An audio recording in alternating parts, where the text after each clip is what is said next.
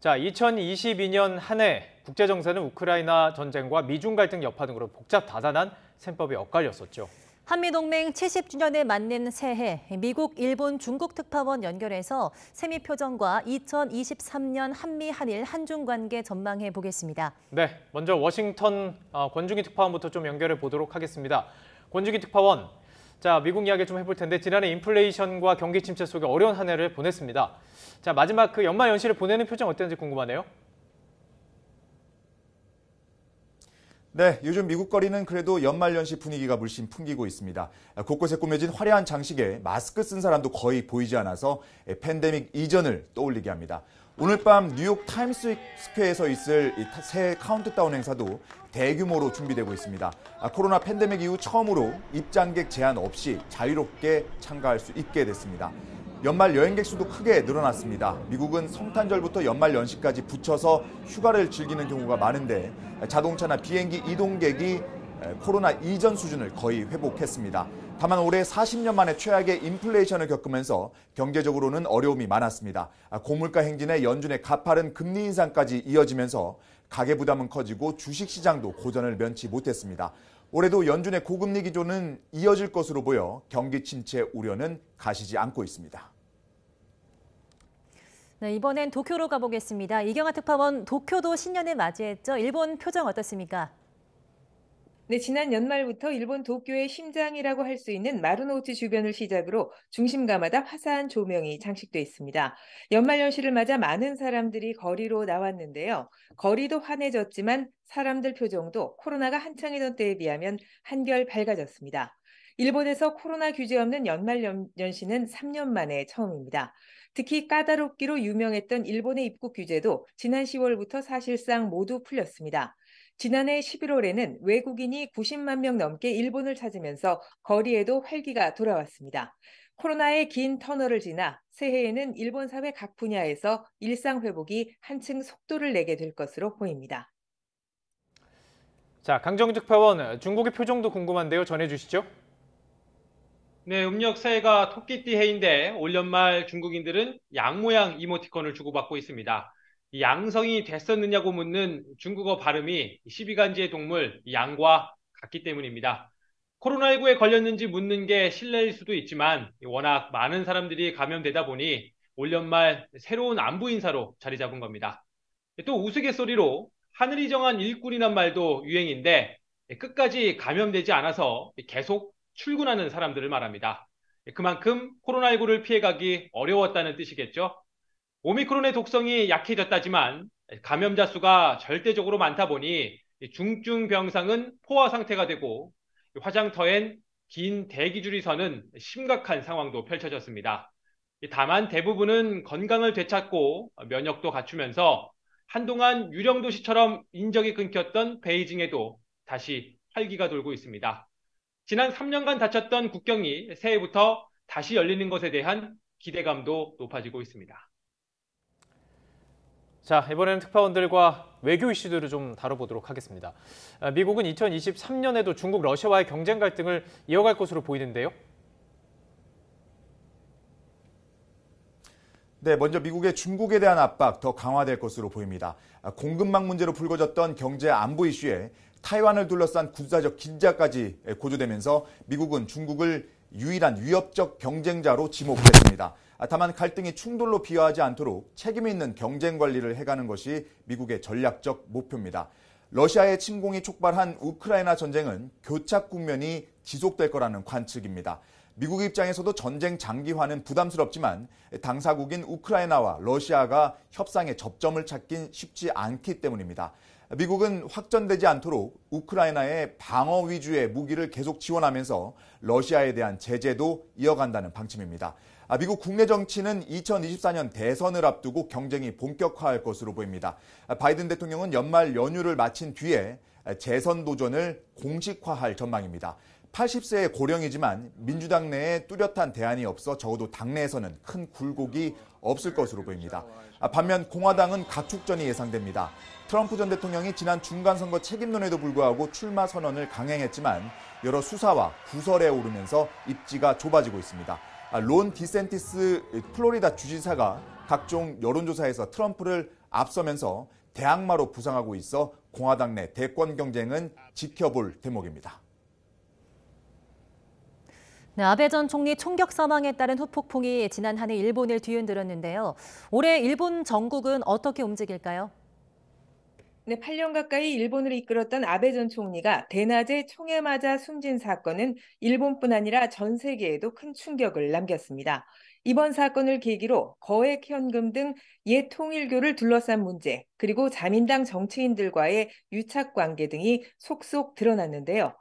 역사적 평가가 엇갈리는 아베 전 총리에 대해서 서둘러 국장을 결정한 것도 국민적 반발이 컸습니다. 기시다 내각 지지율은 주요 언론사 여론조사에서 30% 안팎으로 최저 수준을 기록하고 있습니다. 분위기 쇄신을 위해서 기시다 총리가 올해 초에 개각을 단행할 것이라는 전망도 나오지만 국민들의 신뢰를 회복할 수 있을지는 지켜봐야 할 것 같습니다. 지난해 또 일본은 안보 정책의 대전환을 선언했습니다. 전후 평화 노선에서 벗어나 사실상 선제 공격도 가능하게 하는 반격 능력 보유를 선언한 것인데요. 기시다 총리는 방위비를 2027년까지 GDP 2% 수준까지 올리기 위한 증세를 추진하고 있습니다. 자민당 내에서는 세금 인상을 추진하는 것이 오는 4월 전국 지방선거에 악재가 될까 우려하는 목소리가 벌써부터 나오고 있습니다. 네, 다시 중국으로 가보겠습니다. 강정규 특파원, 새 중국의 대내외 전략 어떻게 전망하고 계시죠? 네, 철옹성 같던 방역 장성을 무너뜨리고 갓 출범한 시진핑 집권 3기를 흔들어 놓은 것, 바로 이 백지 한 장이었습니다. 아무 말도 쓰여 있지 않아서 더 많은 말을 담고 있죠. 상하이 등 일부 지역에서 정권 퇴진 구호까지 터져나오자 중국 공산당은 그토록 고집했던 제로 코로나를 전광석화처럼 폐지했습니다. 대신 민심 달래기용으로 경제 성장 등 먹고 사는 문제를 내년 최우선 과제로 선정했는데요. 일당 독재 국가에서 이처럼 상황 변화에 빠르게 대응하는 것, 미국의 야당 역할이 작용하고 있다고 봅니다. 경제, 군사, 외교, 과학기술에 이어 방역까지 이 모든 분야에서 미국과 총체적 국력을 경쟁하면서 중국도 정책 방향의 조정이 이루어지는 겁니다. 미중 대결의 최전선 바로 타이완 해협입니다. 2027년 무력 통일의 구체적인 시한이 거론될 정도입니다. 또 어제는 이른바 늑대 전사 외교의 선봉이었던 친강 주미 대사가 신임 외교부장에 낙점됐습니다. 새해에도 미국과 첨예한 대립을 예고하는 대목입니다. 이렇게 미국과 대결에 집중하기 위해서라도 독일을 비롯해 그동안 틀어졌던 서방 나라들과 관계를 회복하려는 신호도 읽히고 있습니다. 네, 중국의 대외 정책까지 좀 살펴봤는데, 자, 지금부터는 우리나라와 관계를 중심으로 좀 질문을 드려보도록 하겠습니다. 워싱턴 권중기 특파원, 자, 우리 입장에서는 미국의 대중국 견제 여전히 좀 부담이겠죠? 그렇습니다. 바이든 행정부는 동맹과의 공조를 더욱 긴밀히 하면서 대중국 압박을 강화할 방침입니다. 미국은 특히 경쟁자로 지목한 중국을 견제하기 위해서 한미일 이 삼각공조를 강조하고 있습니다. 인도태평양 전략의 핵심 축으로 한미일 안보 협력을 놓고 있는 겁니다. 한미동맹 70주년인 새해 양국은 의미 깊은 기념 행사들을 준비하는 한편 한미동맹을 경제, 기술을 아우르는 포괄적 동맹으로 격상해갈 전망입니다. 새해에도 미국의 대북 정책은 큰 변화가 없을 것으로 보입니다. 북한이 지난해 기록적인 군사 도발을 이어갔지만 바이든 정부는 북한이 변화하지 않는 한 먼저 선물을 안기진 않겠다는 입장이 분명합니다. 또 북한의 도발과 핵무력 강화를 억제하기 위한 중국의 역할을 강조하면서 이번 달로 예정된 블링컨 국무장관의 중국 방문에서 이를 조율할 방침입니다. 다만 우리 정부 입장에서는 중국과의 협력도 중요한 만큼 대외 정책의 균형을 추구해야 하는 과제를 안고 있습니다. 이와 관련해서 에드케이건 백악관 국가안보회의 선임국장은 튼튼한 한미동맹과 생산적인 한중 관계는 양립할 수 있다고 말했는데 사안에 따라서 국익을 확보하는 전략적 판단이 필요해 보입니다. 네, 일본과의 관계로 이어가 보겠습니다. 한일 관계 갈등 속에 지난해 양국 정상회담이 성사되는 등 대화가 이어지고 있는데요. 강제동원 배상 문제를 포함한 양국 현안, 새해 어떤 변화를 맞이하게 될까요? 네, 정부는 지난해까지 강제동원 문제 해결 방안을 내놓을 방침이었지만 결국 해를 넘겼습니다. 한일 양국은 현재 결론을 내기 위한 막바지 협의를 이어가고 있는데요. 한국 측 재단이 피해자 배상을 대신하는 쪽으로 가닥이 잡히고 있습니다. 하지만 피고 기업의 참여를 일본 정부가 거부하고 있는 것이 문제입니다. 1965년 한일 청구권 협정으로 이 문제가 모두 해결됐다고 일본 정부가 주장하고 있기 때문입니다. 피해자들 역시 피고 기업의 참여와 사죄는 양보할 수 없는 문제라며 강경한 입장을 보이고 있습니다. 이 문제가 풀려야 일본의 보복성 수출 규제, 또 방위 당국 간의 레이저 조사 갈등 등 다른 현안도 해결의 실마리를 찾을 수 있다는 전망이 많습니다.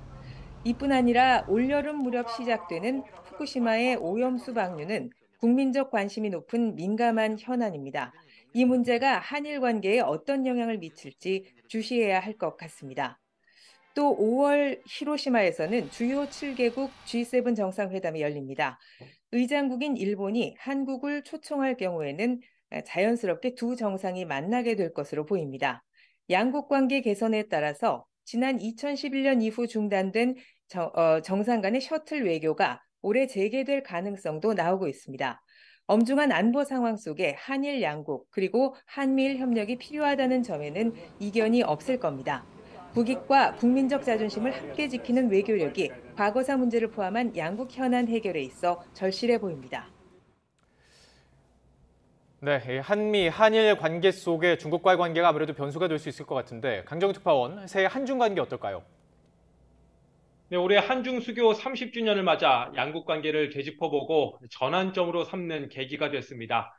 흔히 2017년 사드 사태를 한중 관계 분기점으로 삼곤 합니다만 실제로는 그 아래 양국 간 무역, 경제 분야의 오랜 구조적 변화가 깔려 있습니다. 30년 전 경제적 보완 관계로 이념을 뛰어넘어 손을 맞잡았다면 지금은 무섭게 성장한 중국 제조업과 우리 산업이 치열한 경쟁 관계에 놓여 있는 겁니다. 한국 경제의 추격이 일본 내 반한 감정의 배경 가운데 하나라면 중국에 대한 우리 국민의 감정 악화도 비슷한 뿌리를 지닙니다. 특히 최근엔 미중 패권 경쟁이 치열해지면서 한중 관계뿐만 아니라 북핵, 통일 문제 세법도 더욱 복잡해졌죠. 새해엔 반도체를 비롯한 글로벌 공급망 재편 과정이 시진핑 주석 방한 등 양국 관계 개선의 시험대가 될 전망입니다. 네, 지금까지 워싱턴, 도쿄, 베이징 특파원 연결해서 새해를 맞는 각국 분위기와 2023년을 전망해 봤습니다. 모두 고생하셨습니다.